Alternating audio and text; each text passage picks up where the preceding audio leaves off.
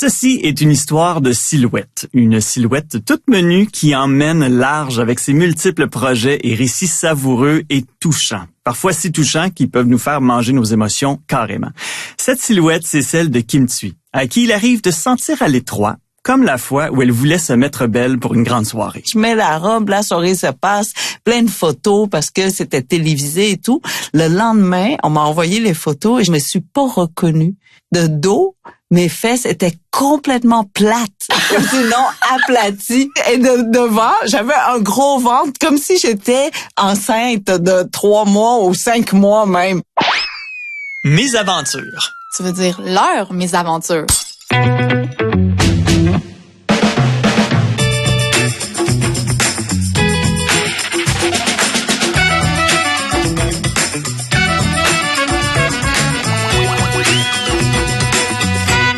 Kim Thuy, salut. Bonjour, bonjour. Je te présente Mathilde Roy, journaliste à Protégez-vous. Bonjour Mathilde. Kim Thuy est donc autrice prolifique, primée et traduite en environ 30 langues à travers le monde. Tes récits sont toujours très personnels, mais aujourd'hui, tu nous convies vraiment dans ton intimité pour parler de bien-être, d'image corporelle aussi, de coquetterie, je dirais. Oui. On glisse à l'oreille que la consommatrice en toi affectionne aussi la jolie lingerie. C'est quelque chose que tu achètes parfois en ligne pour le meilleur et pour le pire, je pense. Oui, surtout pour le pire. Ah oui, parce que pourquoi? ça fonctionne jamais. Ça fait pas. Ça fait pas. Mais tu sais, il faut essayer. La lingerie, c'est tellement près du corps et surtout, on a besoin que ça soutienne. Alors, comment faire? Tant qu'on n'a pas essayé, on sait pas. Tant qu'on n'a pas bougé les bras avec un soutien-gorge, on sait pas. Est-ce que ça veut dire que tu as plein de lingerie qui te fait pas, en fait, dans ta garde-robe? Parce que c'est dur à retourner, hein, ce type de vêtements-là. Ben, une fois acheté, on l'a pour la vie. On peut plus retourner. On assume. On assume, puis là, on essaie de faire des miracles avec ça, c'est-à-dire mettre des épingles, mettre d'autres élastiques, mais ça fonctionne jamais parce que ça fait encore plus mal qu'au départ. Ta mésaventure est liée à un type de sous-vêtement qu'on achète pour se sentir plus confortable, du moins dans son propre regard et dans le regard des autres, mais un vêtement qui est vraiment pas confortable. C'est la seule fois que j'ai acheté une gaine parce que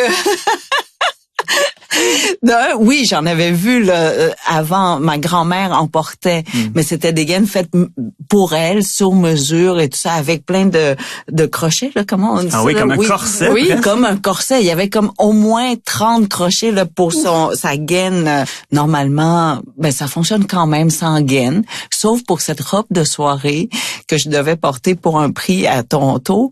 Et c'était à la dernière minute et le dessinateur, il m'a juste dit, écoute, c'est une robe pour quelqu'un de 6 pieds, toi t'as 5 pieds, je peux te couper le en bas, mais au niveau de la taille, mon ventre était pas à bonne place. Donc il dit, va acheter une gaine, ça va peut-être aider. Je rentre, j'avais 3 minutes pour acheter la gaine. Donc, je dis, madame, est-ce que vous pouvez me vendre la meilleure gaine que vous avez? Et elle m'a sorti un petit carré, là, pas plus gros qu'un mouchoir. C'est un mouchoir de papier, mais vraiment, parce qu'elle dit, c'est la technologie. C'est juste un morceau, tu le mets, ça aplatit le ventre. Oui, ça s'était extra étire. Elle dit, ça va aplatir le ventre et remonter les fesses. Donc, j'arrive, puis là, j'étais en retard à Toronto. Je mets la gaine, j'avais toute la misère du monde à remonter ce morceau de tissu. Très élastique, mais quand même pas tant, parce qu'il faut qu'il nous comprime. Oui. Et là, finalement, je pars, je mets la robe, la soirée se passe, plein de photos parce que c'était télévisé et tout. Le lendemain, on m'a envoyé les photos et je me suis pas reconnue parce que de dos, mes fesses étaient complètement plates, sinon aplaties. Et devant, j'avais un gros ventre, comme si j'étais enceinte de 3 mois ou 5 mois même. En fait, j'étais plus petite quand j'étais enceinte que là, avec la gaine. J'ai dit, oh mon Dieu, j'ai mis la gaine à l'envers! Non!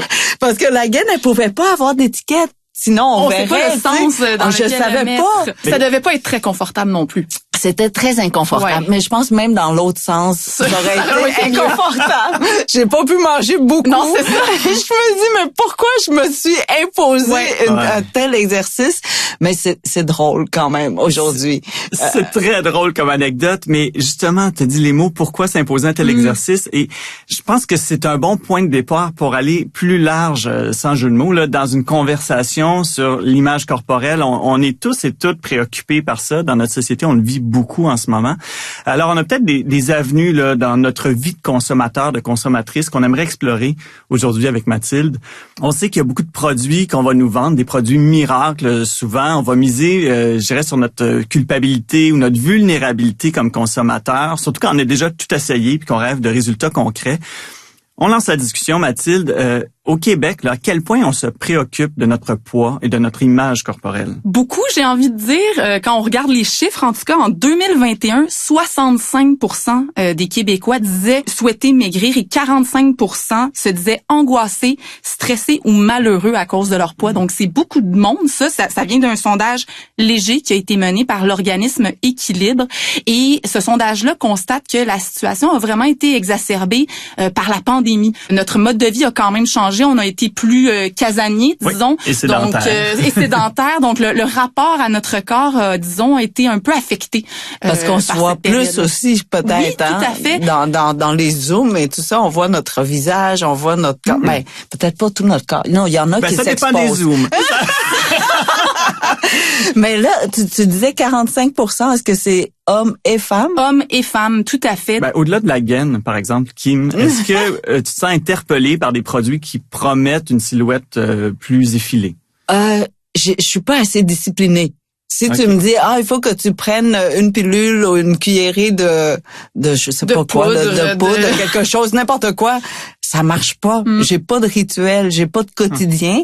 Il y a pas une journée qui ressemble à une autre, donc je vais oublier. Oui, ça me dépasse complètement. T'as jamais été tentée par ça, là. J'ai jamais réussi. De dire, il faut pas manger de telle heure à telle heure et tout, c'est impossible. Impossible parce que de un, je bouge beaucoup.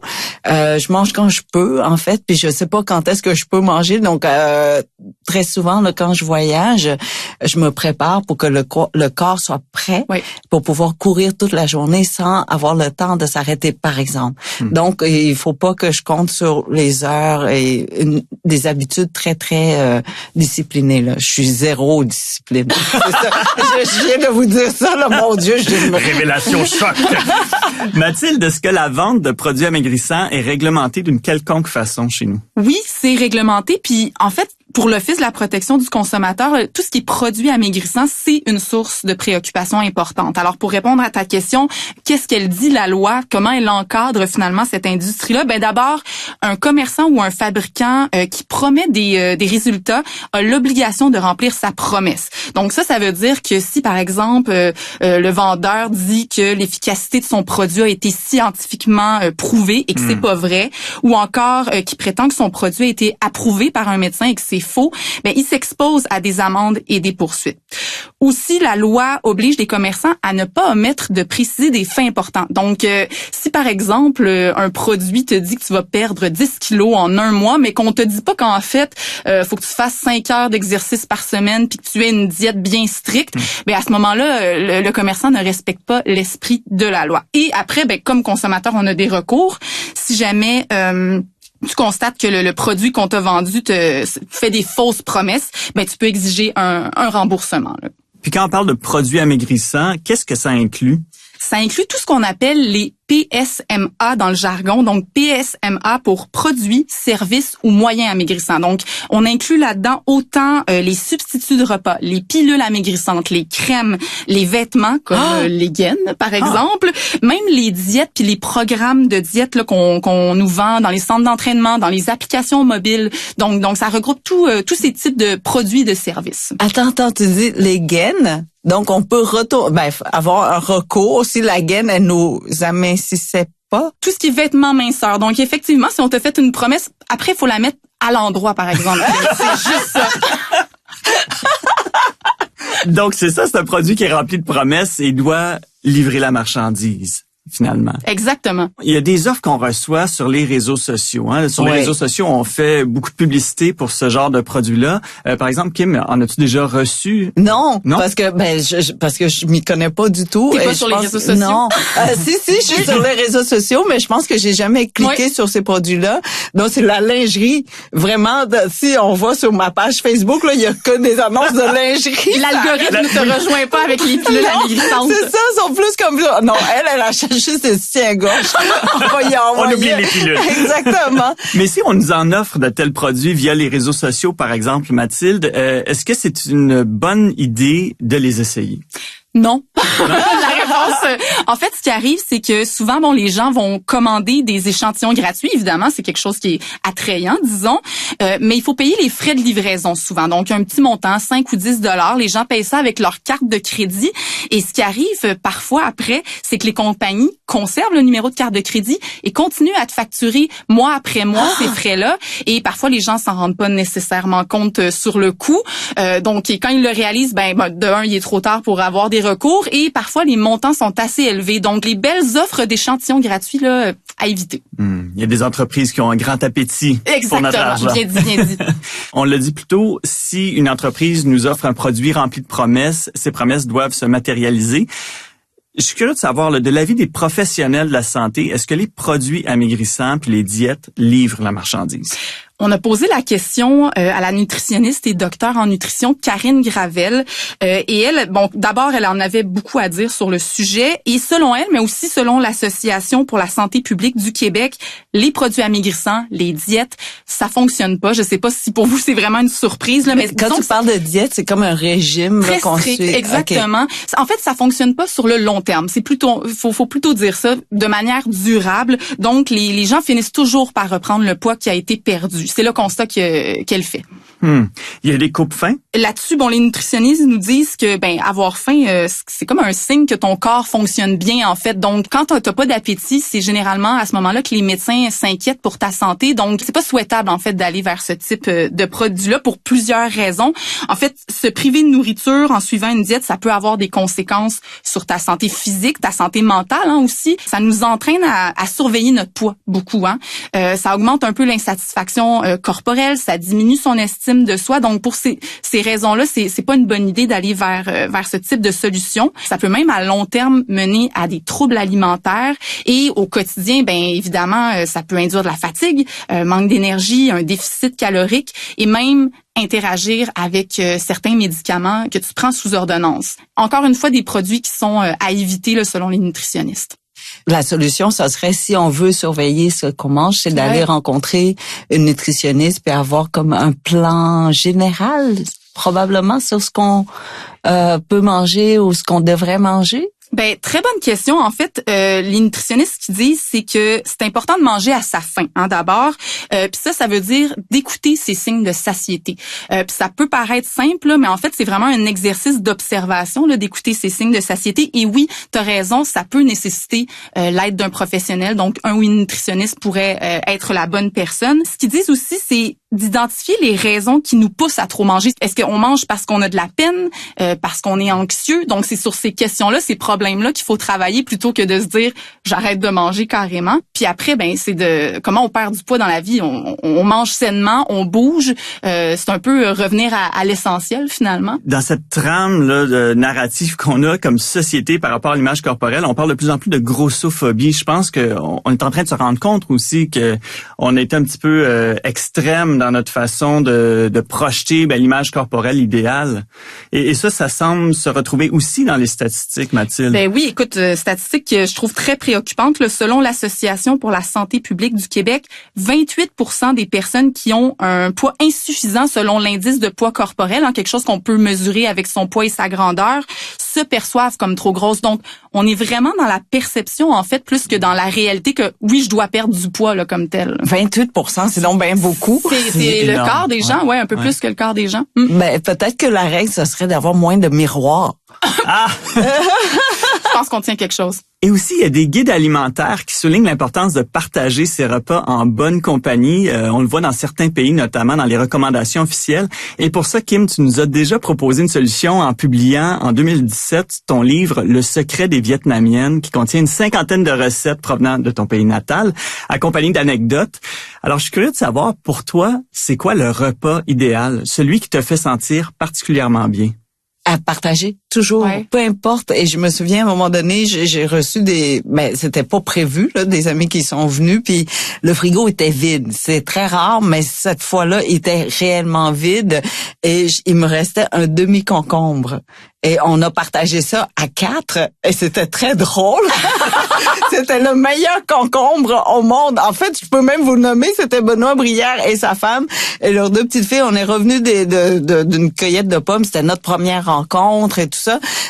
Pourquoi? Parce que Benoît et Christine ont 2 enfants vietnamiennes d'origine et ils voulaient rencontrer une madame vietnamienne. Puis c'était moi. Wow! Et donc, ils sont venus après les pommes, mais j'avais rien à part les pommes, puis on avait mangé déjà trop de pommes. Là, il restait un demi-concombre, puis on a partagé ça à 4. Et sincèrement, c'était le meilleur concombre de tous les temps.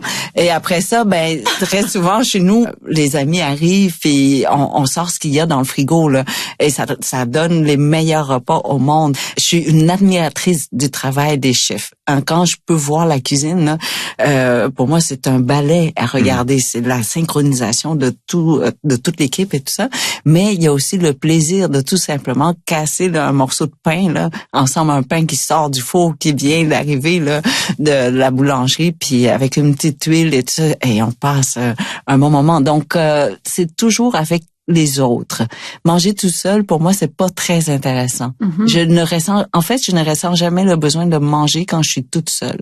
Si j'ai une autre personne dans ma vie, là, devant moi, il faut manger. Il faut toujours qu'il y ait quelque chose sur la table. Tiens, on pourrait peut-être terminer cet échange avec un grand banquet, là, tu sais, un peu comme dans les livres d'Astérix, avec un gros feu de joie au milieu. Oui. Où on préfère brûler la maudite gaine. Ah oui! D'ailleurs, je sais même plus où est-ce qu'elle est. Kim Thuy, merci beaucoup d'avoir partagé un autre chapitre de ta vie à la fois intime, touchant et divertissant. Oh merci beaucoup. Merci. Mathilde Roy, journaliste à Protégez-vous, merci pour tes informations fort pertinentes et j'espère que ça va permettre au plus grand nombre de gens possible de faire des choix éclairés et surtout de se sentir bien dans leur peau. Je m'appelle Frédéric Chouanière, je vous invite à découvrir les mésaventures de consommation de mes autres invités sur le site de Protégez-vous à l'adresse pv.ca/balado ou sur votre plateforme de balado préférée.